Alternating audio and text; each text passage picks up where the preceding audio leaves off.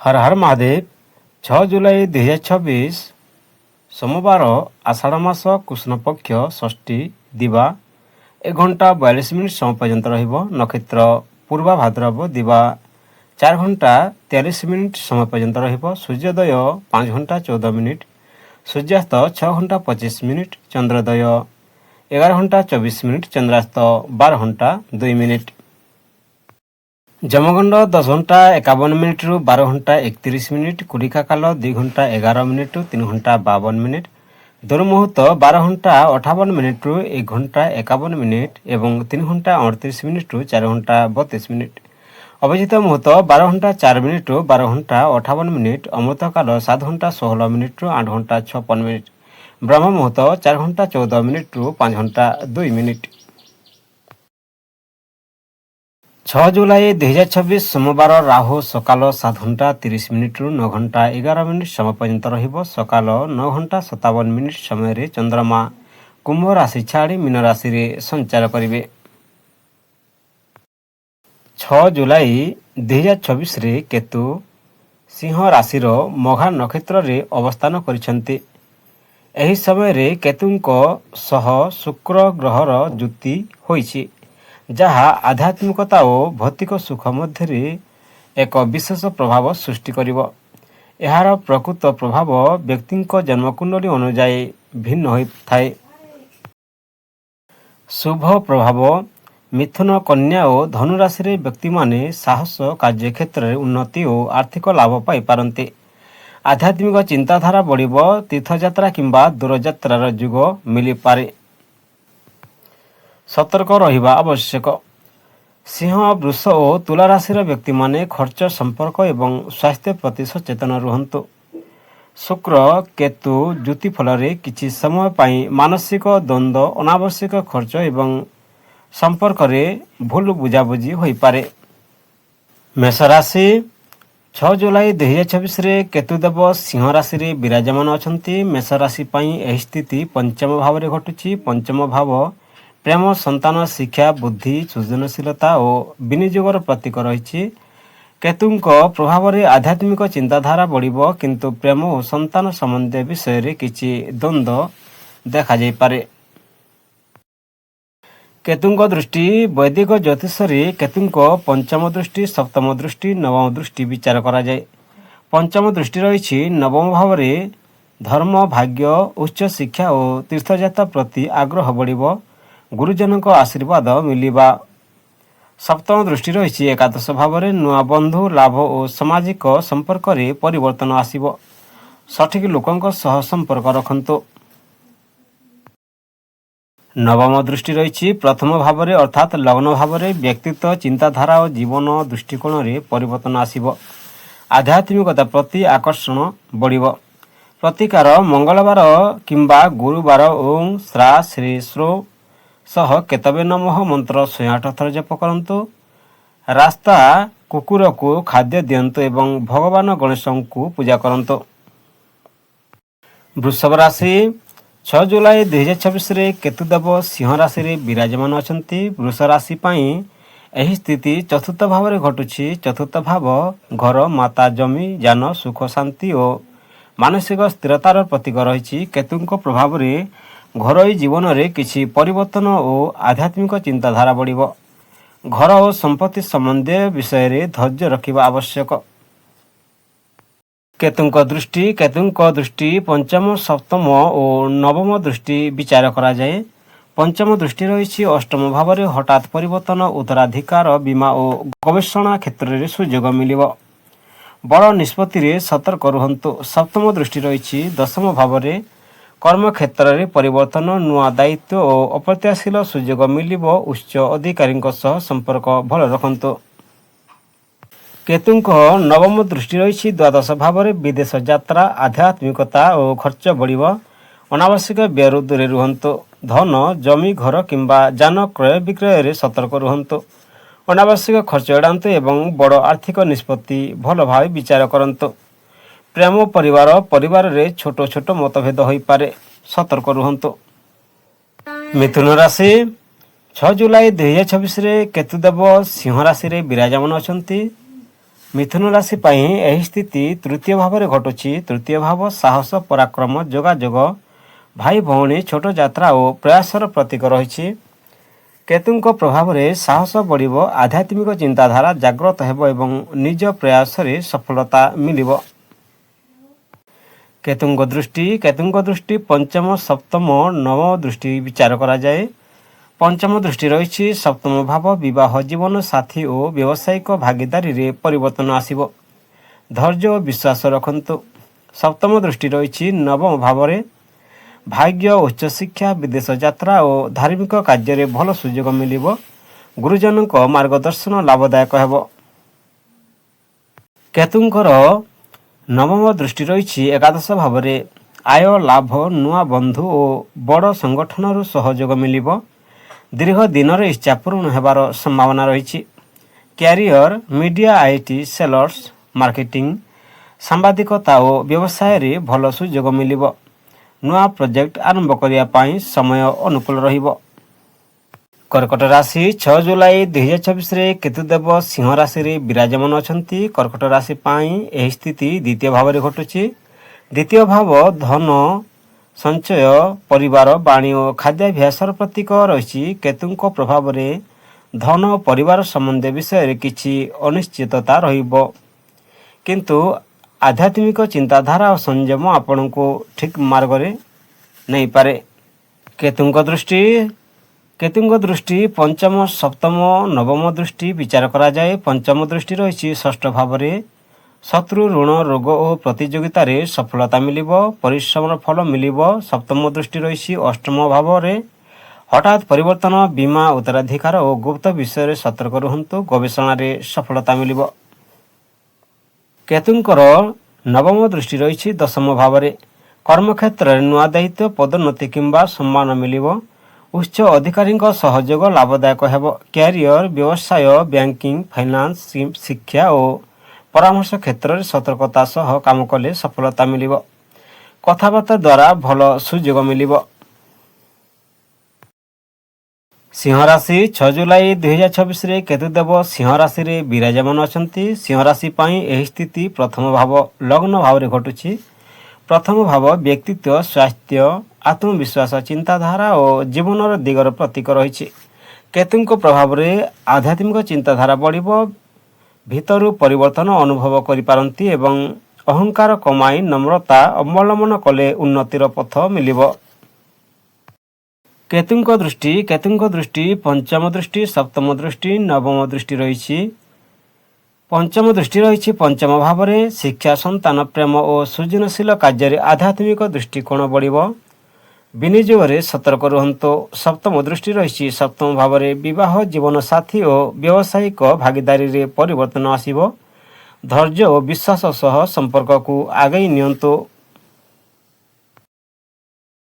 କେତୁଙ୍କର ନବମ ଦୃଷ୍ଟି ରହିଛି ନବମ ଭାବରେ, ଭାଗ୍ୟ, ଧର୍ମ, ଉଚ୍ଚ ଶିକ୍ଷା, ଗୁରୁଙ୍କ କୃପା ଓ ତୀର୍ଥଯାତ୍ରାର ଯୋଗ ବଢ଼ିବ।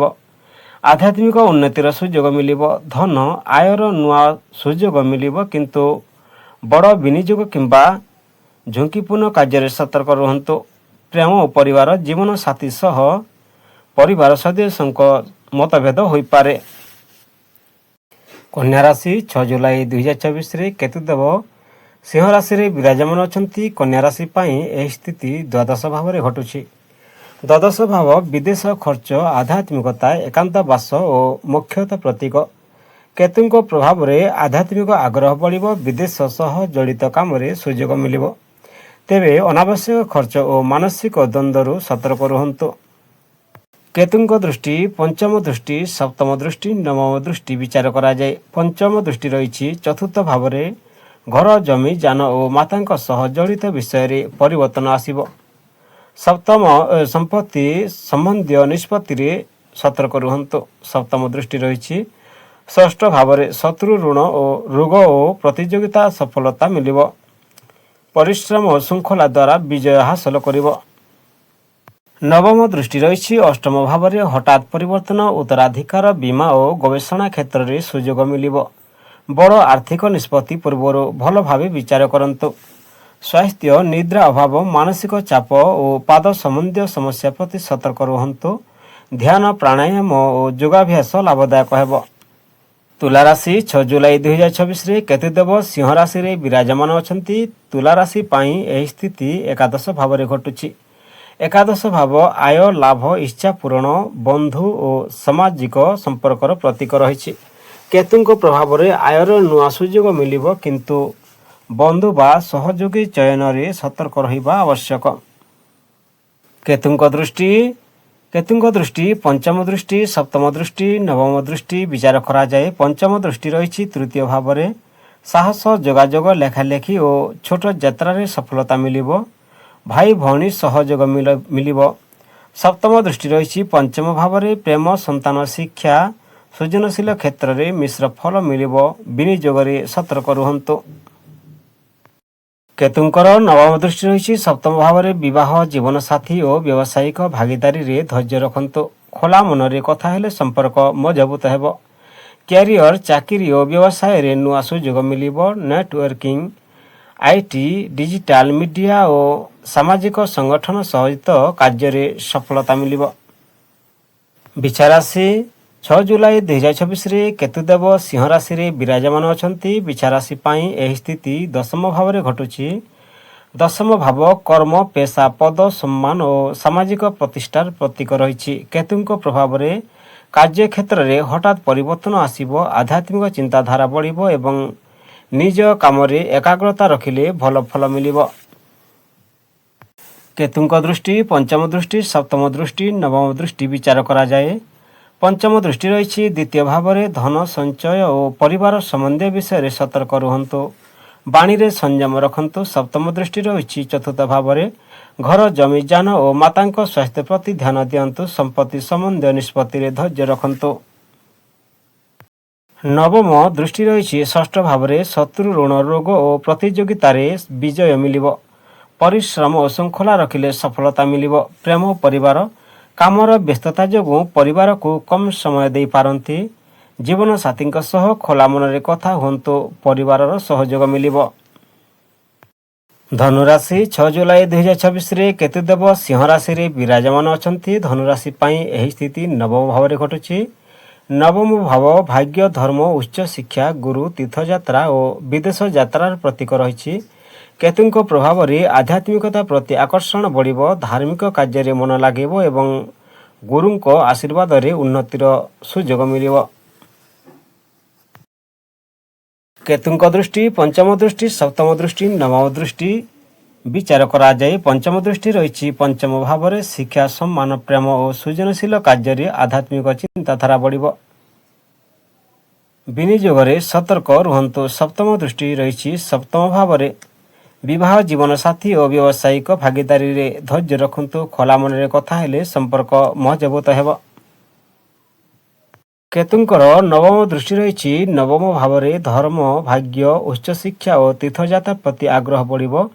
ଗୁରୁଙ୍କ ଆଶୀର୍ବାଦ ଓ ଆଧ୍ୟାତ୍ମିକ ଉନ୍ନତିର ସୁଯୋଗ ମିଳିବ। କ୍ୟାରିୟର, ଶିକ୍ଷା, ଆଇନ, ପ୍ରଶାସନ, ଧାର୍ମିକ କାର୍ଯ୍ୟ, ଗବେଷଣା ଓ ବିଦେଶ ସମ୍ବନ୍ଧୀୟ କ୍ଷେତ୍ରରେ ସଫଳତା ମିଳିବ। ନୂଆ ଶିକ୍ଷା କିମ୍ବା ପ୍ରଶିକ୍ଷଣରୁ ଲାଭ ମିଳିବ। ମକର ରାଶି 6 ଜୁଲାଇ 2024 କେତୁଦେବ ସିଂହ ରାଶିରେ ବିରାଜମାନ ଅଛନ୍ତି। ମକର ରାଶି ପାଇଁ ଏହି ସ୍ଥିତି ଅଷ୍ଟମ ଭାବରେ ଘଟୁଛି। ଅଷ୍ଟମ ଭାବ ହଠାତ୍ ପରିବର୍ତ୍ତନ, ଆୟୁଷ୍ୟ, ଗୁପ୍ତ ବିଦ୍ୟା, ଗବେଷଣା, ବୀମା ଓ ଉତ୍ତରାଧିକାର ପ୍ରତୀକ ରହିଛି। କେତୁଙ୍କ ପ୍ରଭାବରେ ଜୀବନରେ ଅପ୍ରତ୍ୟାଶିତ ପରିବର୍ତ୍ତନ ଆସିବ, କିନ୍ତୁ ଆଧ୍ୟାତ୍ମିକ ଉନ୍ନତି ଓ ଗଭୀର ଜ୍ଞାନ ଲାଭର ସୁଯୋଗ ମଧ୍ୟ ମିଳିବ। କେତୁଙ୍କ ଦୃଷ୍ଟି ପଞ୍ଚମ ଦୃଷ୍ଟି, ସପ୍ତମ ଦୃଷ୍ଟି, ନବମ ଦୃଷ୍ଟି ବିଚାର କରାଯାଏ। ପଞ୍ଚମ ଦୃଷ୍ଟି ରହିଛି ଚତୁର୍ଥ ଭାବରେ। ଘର, ଜମି, ଯାନ ଓ ମାତାଙ୍କ ସହ ଜଡ଼ିତ ବିଷୟରେ ସତର୍କ ରୁହନ୍ତୁ। ସମ୍ପତ୍ତି ସମ୍ବନ୍ଧୀୟ ନିଷ୍ପତ୍ତିରେ ଧୈର୍ଯ୍ୟ ରଖନ୍ତୁ। ସପ୍ତମ ଦୃଷ୍ଟି ରହିଛି ଷଷ୍ଠ ଭାବରେ। ଶତ୍ରୁ, ଋଣ, ରୋଗ ଓ ପ୍ରତିଯୋଗିତାରେ ସଫଳତା ମିଳିବ। ନିଜ ପରିଶ୍ରମରେ ବାଧାକୁ ଅତିକ୍ରମ କରିବେ। ନବମ ଦୃଷ୍ଟି ରହିଛି ଅଷ୍ଟମ ଭାବରେ। ଆଧ୍ୟାତ୍ମିକ ଉନ୍ନତି, ଗବେଷଣା ଓ ଗୁପ୍ତ ବିଦ୍ୟା ପ୍ରତି ଆଗ୍ରହ ବଢ଼ିବ। ହଠାତ୍ ପରିବର୍ତ୍ତନକୁ ଧୈର୍ଯ୍ୟର ସହ ଗ୍ରହଣ କରନ୍ତୁ। ସ୍ୱାସ୍ଥ୍ୟ, ପେଟ, ହାଡ଼ ଓ ପୁରୁଣା ରୋଗ ପ୍ରତି ସତର୍କ ରୁହନ୍ତୁ। ନିୟମିତ ସ୍ୱାସ୍ଥ୍ୟ ପରୀକ୍ଷା, ଯୋଗ ଓ ଧ୍ୟାନ ଉପକାରୀ ହେବ। କୁମ୍ଭ ରାଶି 6 ଜୁଲାଇ 2024ରେ କେତୁଦେବ ସିଂହ ରାଶିରେ ବିରାଜମାନ ଅଛନ୍ତି। କୁମ୍ଭ ରାଶି ପାଇଁ ଏହି ସ୍ଥିତି ସପ୍ତମ ଭାବରେ ଘଟୁଛି। ସପ୍ତମ ଭାବ ବିବାହ ଜୀବନସାଥୀ ବ୍ୟବସାୟିକ ଭାଗିଦାରୀ ଓ ସାମାଜିକ ସମ୍ପର୍କର ପ୍ରତୀକ ରହିଛି। କେତୁଙ୍କ ପ୍ରଭାବରେ ସମ୍ପର୍କରେ କିଛି ଦୂରତା କିମ୍ବା ଭୁଲ ବୁଝାବୁଝି ଆସିପାରେ। ଧୈର୍ଯ୍ୟ ଓ ସ୍ପଷ୍ଟ କଥାବାର୍ତ୍ତା ରଖିଲେ ସମସ୍ୟା ଦୂର ହେବ। କେତୁଙ୍କ ଦୃଷ୍ଟି ପଞ୍ଚମ ଦୃଷ୍ଟି, ସପ୍ତମ ଦୃଷ୍ଟି, ନବମ ଦୃଷ୍ଟି ବିଚାର କରାଯାଏ। ପଞ୍ଚମ ଦୃଷ୍ଟି ରହିଛି ତୃତୀୟ ଭାବରେ। ସାହସ, ଯୋଗାଯୋଗ, ଛୋଟ ଯାତ୍ରା ଓ ନିଜ ପ୍ରୟାସରେ ସଫଳତା ମିଳିବ। ଭାଇ ଭଉଣୀଙ୍କ ସହଯୋଗ ମିଳିବ। ସପ୍ତମ ଦୃଷ୍ଟି ରହିଛି ପଞ୍ଚମ ଭାବରେ। ପ୍ରେମ, ସନ୍ତାନ, ଶିକ୍ଷା ଓ ସୃଜନଶୀଳ କାର୍ଯ୍ୟରେ ମିଶ୍ର ଫଳ ମିଳିବ। ବିନିଯୋଗରେ ସତର୍କ ରୁହନ୍ତୁ। ନବମ ଦୃଷ୍ଟି ରହିଛି ସପ୍ତମ ଭାବରେ। ବିବାହ ଜୀବନସାଥୀ ଓ ବ୍ୟବସାୟିକ ଭାଗିଦାରୀରେ ଧୈର୍ଯ୍ୟ ଓ ବୁଝାମଣା ରଖନ୍ତୁ। ଅହଙ୍କାରରୁ ଦୂରେ ରହିଲେ ସମ୍ପର୍କ ମଜବୁତ ହେବ। କ୍ୟାରିୟର, ବ୍ୟବସାୟ, ଆଇନ, ପରାମର୍ଶ, ମାର୍କେଟିଂ ଓ ପବ୍ଲିକ୍ ରିଲେସନ୍ କ୍ଷେତ୍ରରେ ଭଲ ସୁଯୋଗ ମିଳିବ। ସହଯୋଗୀଙ୍କ ସହ ସମନ୍ୱୟ ରଖି କାମ କରନ୍ତୁ। ମୀନ ରାଶି 6 ଜୁଲାଇ 2024ରେ କେତୁଦେବ ସିଂହ ରାଶିରେ ବିରାଜମାନ ଅଛନ୍ତି। ମୀନ ରାଶି ପାଇଁ ଏହି ସ୍ଥିତି ଷଷ୍ଠ ଭାବରେ ଘଟୁଛି। ଷଷ୍ଠ ଭାବ ଶତ୍ରୁ, ଋଣ, ରୋଗ, ସେବା, ପ୍ରତିଯୋଗିତା ଓ ଦୈନନ୍ଦିନ କାର୍ଯ୍ୟର ପ୍ରତୀକ ରହିଛି। କେତୁଙ୍କ ପ୍ରଭାବରେ ଶତ୍ରୁଙ୍କ ଉପରେ ବିଜୟ ମିଳିବ, କିନ୍ତୁ ସ୍ୱାସ୍ଥ୍ୟ ଓ କାର୍ଯ୍ୟ ଶୃଙ୍ଖଳା ପ୍ରତି ବିଶେଷ ଧ୍ୟାନ ଦେବା ଆବଶ୍ୟକ। କେତୁଙ୍କ ଦୃଷ୍ଟି ପଞ୍ଚମ ଦୃଷ୍ଟି, ସପ୍ତମ ଦୃଷ୍ଟି, ନବମ ଦୃଷ୍ଟି ବିଚାର କରାଯାଇ। ପଞ୍ଚମ ଦୃଷ୍ଟି ରହିଛି ଦ୍ୱିତୀୟ ଭାବରେ। ଧନ ସଞ୍ଚୟ ଓ ପରିବାର ସମ୍ବନ୍ଧୀୟ ବିଷୟରେ ସତର୍କ ରୁହନ୍ତୁ। ବାଣୀରେ ସଂଯମ ରଖନ୍ତୁ। ସପ୍ତମ ଦୃଷ୍ଟି ରହିଛି ଚତୁର୍ଥ ଭାବରେ। ଘର, ଜମି, ଯାନ ଓ ମାତାଙ୍କ ସହ ଜଡ଼ିତ ବିଷୟରେ ଧୈର୍ଯ୍ୟ ରଖନ୍ତୁ। ସମ୍ପତ୍ତି କ୍ରୟ ବିକ୍ରୟରେ ସତର୍କ ରୁହନ୍ତୁ। ନବମ ଦୃଷ୍ଟି ରହିଛି ଷଷ୍ଠ ଭାବରେ। ଶତ୍ରୁ, ଋଣ, ରୋଗ ଓ ପ୍ରତିଯୋଗିତାରେ ବିଜୟ ମିଳିବ। ଶୃଙ୍ଖଳା ଓ ପରିଶ୍ରମ ଦ୍ୱାରା ସଫଳତା ହାସଲ କରିବେ। ପ୍ରତିକାର ମଙ୍ଗଳବାର କିମ୍ବା ଗୁରୁବାର ଓଁ ଶ୍ରା ଶ୍ରୀ ଶ୍ରୋ ସହ କେତବେ ନମଃ ମନ୍ତ୍ର 108 ଥର ଜପ କରନ୍ତୁ। ଭଗବାନ ଗଣେଶଙ୍କୁ ପୂଜା କରନ୍ତୁ ଏବଂ ରାସ୍ତା କୁକୁରକୁ ଖାଦ୍ୟ ଦିଅନ୍ତୁ। ଭିଡ଼ିଓକୁ ଶେଷ ପର୍ଯ୍ୟନ୍ତ ଦେଖିଥିବାରୁ ଧନ୍ୟବାଦ। ହର ହର ମହାଦେବ, ବନ୍ଦେ ମାତାରାମ।